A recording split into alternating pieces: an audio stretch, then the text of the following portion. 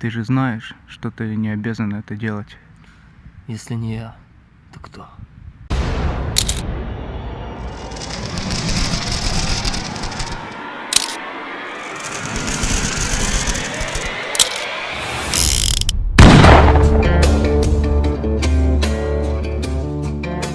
Моя мать курила во время беременности, поэтому у меня выработался иммунитет к раку легких.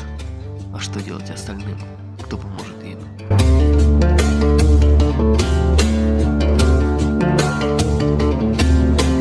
Я пообещал себе, что выкурю все сигареты в этом мире. Я очищу его.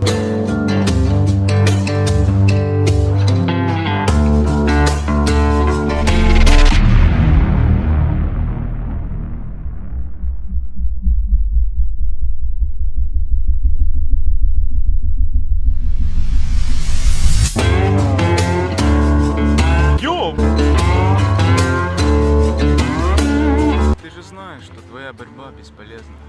Это мы еще посмотрим.